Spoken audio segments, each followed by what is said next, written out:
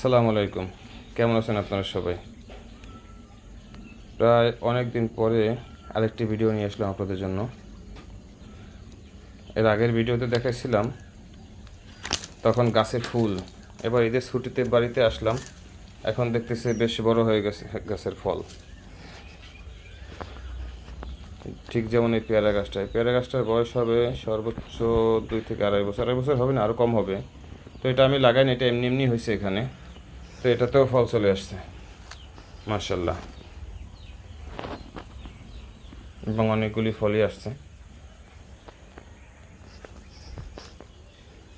আর আমের মুকুলের ভিডিও দেখেছিলাম, বিশেষ করে আগের ভিডিওতে অনেক আমের মুকুল ধরছিল, কিন্তু কালবৈশাখী ঝড়ে সমস্ত মুকুল সব ঝরে পড়ে গেছে। অল্প কিছু আম অবশিষ্ট আছে এই গাছটায়, আর কিছুই নেই অবশিষ্ট।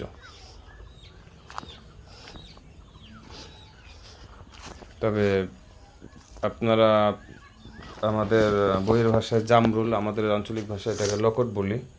এই যে আপনার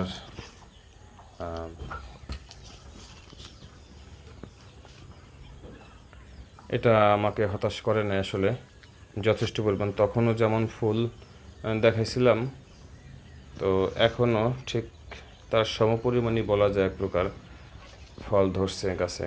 এবং মাসাল্লাহ যথেষ্ট পরিমাণ ফল, যথেষ্ট পরিমাণ, অনেক অনেক ফল এখানে।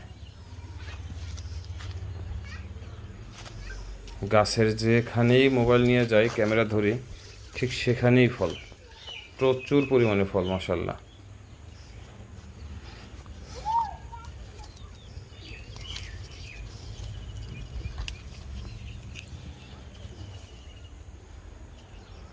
এবং যথেষ্ট মিষ্টি ফলটা।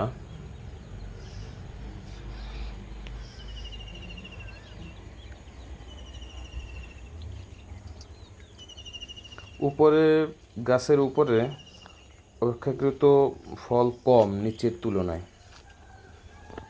এবারে গত 2 থেকে 3 বছরে যে পরিমাণ ধান হয়েছে তার থেকে বেশি ধান হয়েছে এবার বলা যায় ধানের বাম্পার ফলন। আমাদের এখানে 3.3 শতাংশে 1 কাঠা, তাতে প্রায় পার কাঠায় 3 মণ ধান হয়। তো এবার আশা করা যায় আরও বেশি হবে। আগামী 1 সপ্তাহের ভিতরে ধান কাটবো ইনশাল্লাহ।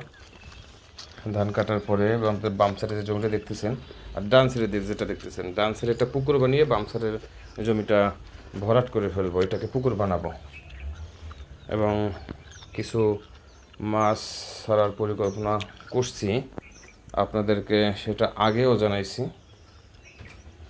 তো তখন একটা আম গাছের কথা বলছিলাম যে আমের মুকুল ধরে পড়ে গেছে, এটা হচ্ছে সেই গাছটা। এটাতে একটা আমও অবশিষ্ট নেই, অথচ প্রচুর পরিমাণে মুকুল ধরেছিল এই গাছটায়। আসলে খোলা জায়গায় তো, এই কারণে সরাসরি বাতাস এসে হিট করাতে গাছের মুকুল আসলে টেকে নাই। তো যা বলছিলাম, মাছের কথা বলছিলাম, এই যে সামনে যে জায়গাটা দেখতে পাচ্ছেন, ডান সাইড বাম সাইড বাদ দিয়ে সামনের জায়গাটা, এটাও আসলে এই পাশের মাছের মৎস্য খামারের আওতাভুক্ত করব। যদিও সেটা আগে থেকেই করা ছিল, কিন্তু মাছ ছিল না, চারপাশে ঘের করা ছিল। তো ইনশাল্লাহ এবার সব কিছু রিপেয়ারিং করে, ঘের অনেক ভেরি চওড়া করে উঁচু করে ইনশাল্লাহ মাছ দেবো। এই যে ডান পাশের জমিটাকে উঁচু করব, কিছু বাগান বানাবো, ফলের বাগান, দেশি বিদেশি যেটা ভালো লাগে আর কি।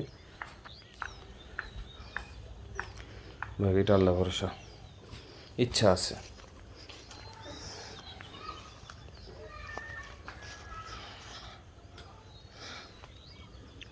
দেখতে পাচ্ছেন এই সামনে লম্বা জায়গাটা, হ্যাঁ, এটাকে পুকুর বানিয়ে এটাকে ভরবো, ভরাট করে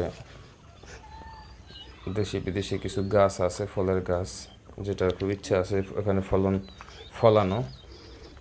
আর চারপাশের বাউন্ডারির চারপাশ ঘিরে সুপারি গাছ লাগাবো, এটা হচ্ছে প্ল্যানিং। আপনারা অনেকেই জানেন যে একটা ছাগলের জন্য ঘর বানিয়েছিলাম। আসলে বাড়িতে থাকি না, সেজন্য ছাগলটা আসলে ওখানে পালন করা সম্ভব হয় না।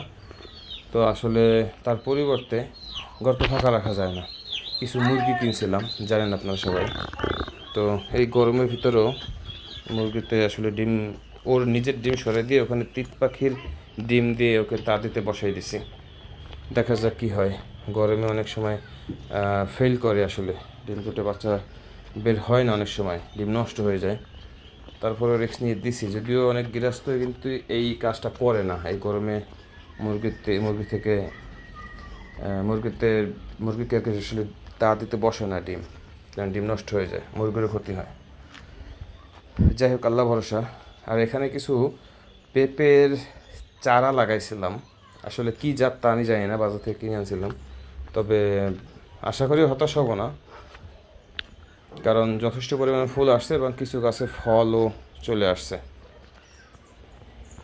দেখা যাক কি হয়। আর ওই যে বস্তাটা দেখতে পাচ্ছেন, বস্তার ভিতরে একটা আলু লাগানো আছে, হাইব্রিড মাটির নিচের আলু। আর একটা মুরগি ডিম থেকে বাচ্চা বের হয়েছে 12 পিস, তার মধ্যে অবশিষ্ট 5টি রয়েছে। তো এই ছিল আজকের ভিডিও, সামনে আপডেট নিয়ে হাজির হবো। আল্লাহ হাফেজ।